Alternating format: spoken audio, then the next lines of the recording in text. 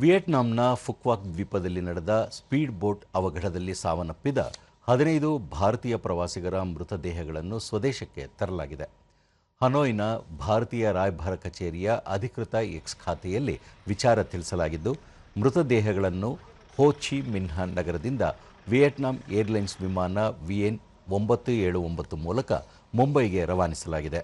ಮುಂಬೈಗೆ ಬಂದಿಳಿದ ಮೃತದೇಹಗಳನ್ನು ಆಂಧ್ರಪ್ರದೇಶ, ಕೇರಳ ಮತ್ತು ತಮಿಳುನಾಡು ರಾಜ್ಯ ಸರ್ಕಾರಗಳು ಆಯಾ ರಾಜ್ಯಗಳಲ್ಲಿನ ಮೃತರ ಸ್ವಗ್ರಾಮಗಳಿಗೆ ರವಾನಿಸಲು ಕ್ರಮ ಕೈಗೊಂಡಿವೆ. ಈ ಕುರಿತು ವಿಯೆಟ್ನಾಂ ಅಧಿಕಾರಿಗಳು ಮತ್ತು ಅಲ್ಲಿನ ಸರ್ಕಾರಕ್ಕೆ ಭಾರತೀಯ ರಾಯಭಾರ ಕಚೇರಿ ಕೃತಜ್ಞತೆಯನ್ನು ತಿಳಿಸಿದೆ.